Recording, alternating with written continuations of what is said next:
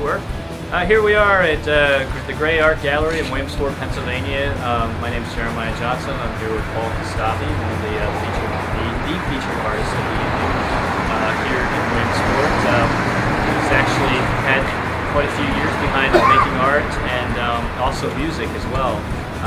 Well, I'm interested in a little bit of your background anyway myself, as well, so, like, you got your start in California as far as just living there and growing up there. Yeah, I was born in California, Whittier, California. Your brother was an artist too. Did you both have a lot of, like, were your parents like artists? Yeah, our parents were musicians. Oh, okay. Both were pianists, and my father was more of a trumpeter. And immigrants? Yes, from Estonia. So they came over here playing music?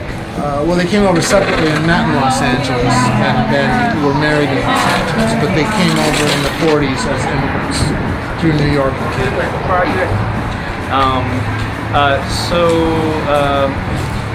So what happened after you graduated high school? Did you go through high school and straight to the streets? Straight to the streets? Straight to street art.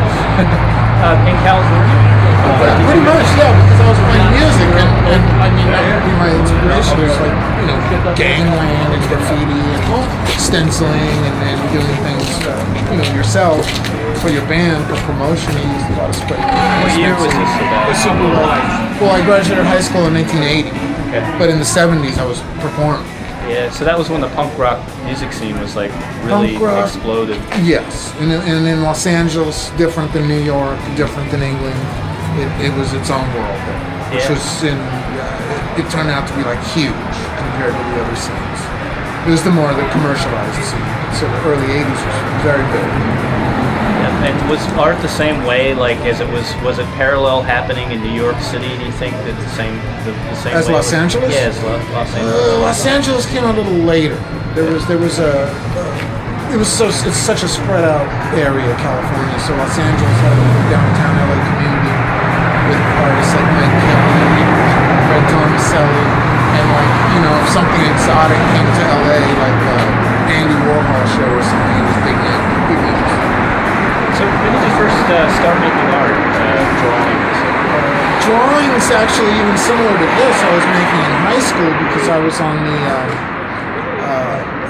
the high school newspaper, what they called it, the monthly.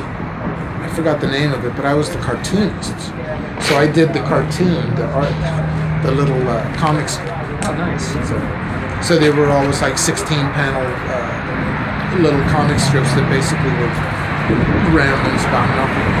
It was called polyphonic assemblages, which was sort of like way over people's head because they didn't know what polyphonic meant, or assemblages. So it's two like nonsensical words, or I guess sensible words put together to make nothing. So I was like the high school little freako polyphonic assemblage guy. Your brother's Mark Kostabi. Was he the same way? Were you guys always vying for attention even back in high school?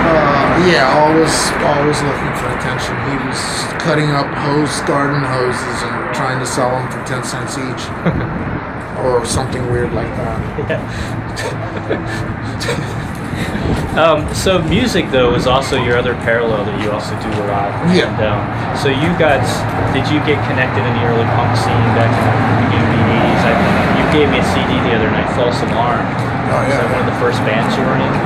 No, that's actually more recent, only 10 years old. Okay. The first band was called Youth Gone Mad, which was 1980. But I was playing before that and inspired by, the British punk rock, like the Sex Pistols, the Clash, the Stranglers. And then Los Angeles had a great punk scene with like Black Flag, Circle Jerks, bands like that, Fear.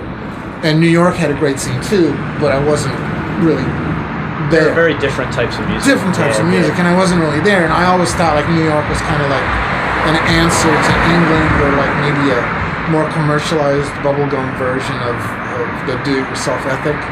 Because it's like you look back and it's like, even like your Lou Reed might even be considered punk rock. He was championed by Andy Warhol. You have to do this and pair these two together and we'll put it out and we'll be successful. So it was sort of like a boy band, girl singing. And like the Ramones, you know, they didn't do anything themselves. They signed to, what was it, Warner Brothers. Their first albums on Warner Brothers. And so it wasn't, they really didn't have a chance to do anything themselves. It was very commercial and boy group, like even, I guess, the Misfits.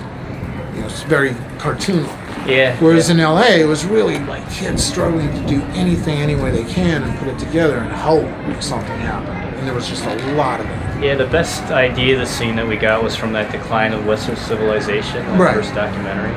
You could see a little bit of that there. Yeah. Yeah. But so, did you move to New York then after a little while? Or? Yeah, in 1983 or 84. Moved to New York.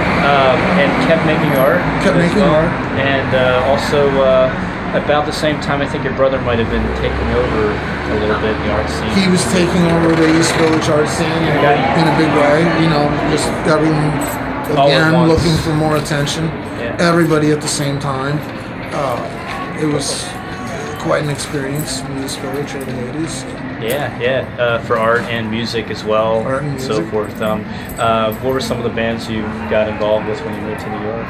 When I got to New York, I kind of left behind the punk rock scene of Los Angeles, looking for this thing called like New York hardcore. So there was the New York hardcore scene, Oh yeah, the Bad Brains. stuff maybe? like that. And I thought, like when you read about it in California, you go, oh wow, this is the biggest thing ever. You know, the East Coast, you know, Boston versus New York and all this stuff.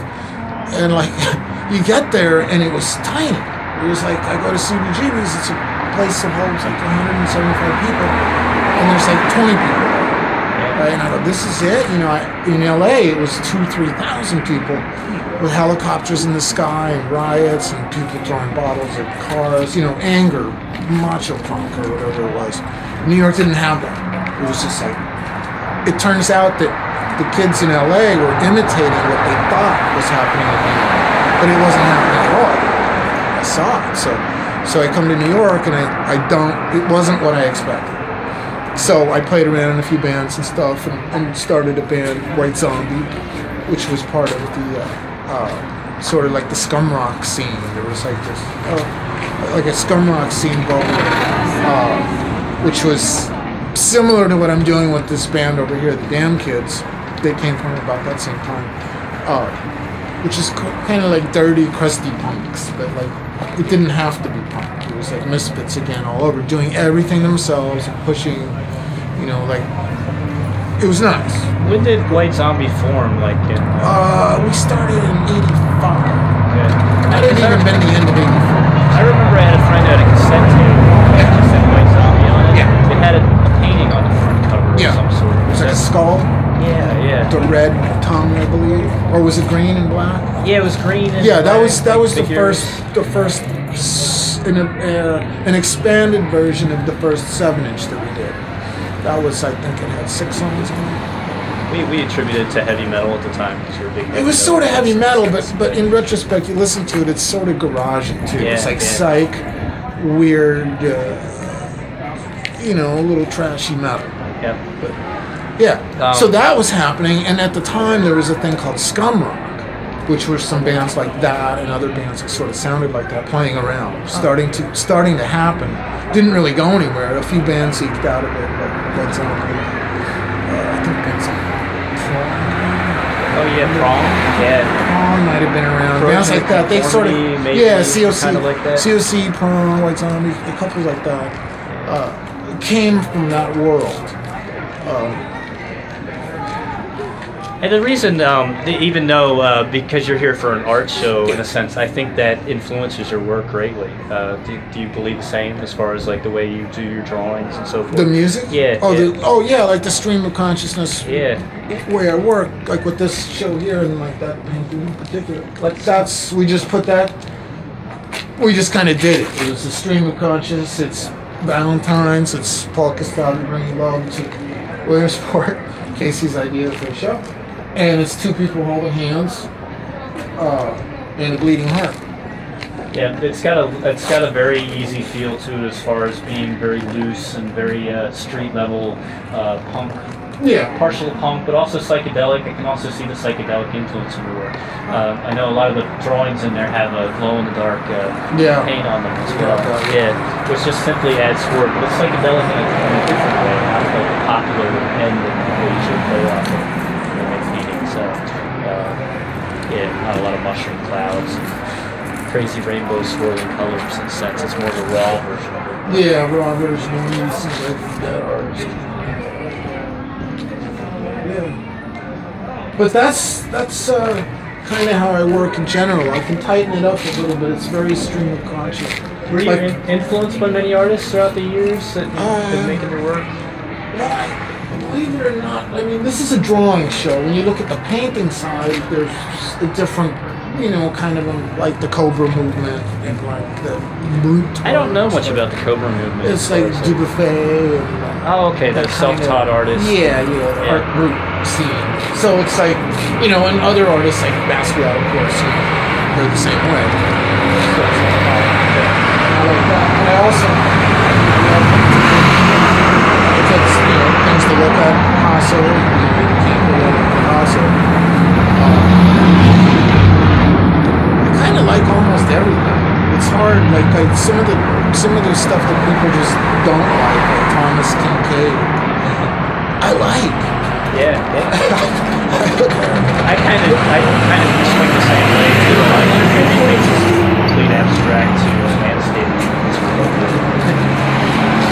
Yeah, I feel the same way about my work. I kind of just like things or I don't like them. It doesn't matter what kind of style or what it is in a sense that I lean through. But I was always a big fan of the 80s work. After I got out of modern art, or after I got out of Yeah. Well, like in New York, like in the East Coast, you had a lot of little sub-scenes, like the neo-geo movement, or like Peter Halley,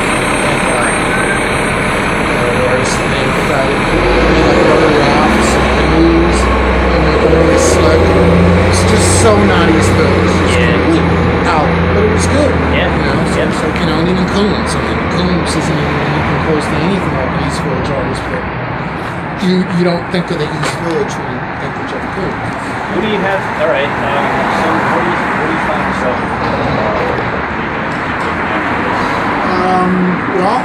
After tonight, you mean like mentally and physically? Let me turn the phone on.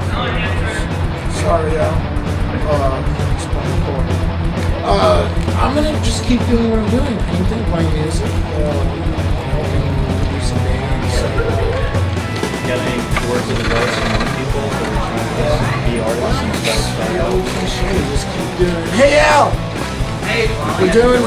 We're still wearing the damn kids. Oh yeah. Yeah. Damn kids. I call you and get in here. Interview for the big show at the brewery. They're playing tonight at the Bullfrog. Yeah. I was just talking about the scum rock scene of the mid '80s. A little bit. After the White Drums. So they were interested in it. Well, this is a nice place. Yeah. Cool. And then we're playing over there. Yeah, we were just there. Oh, okay. Yep, so tonight at the Bullfrog after the show, it's the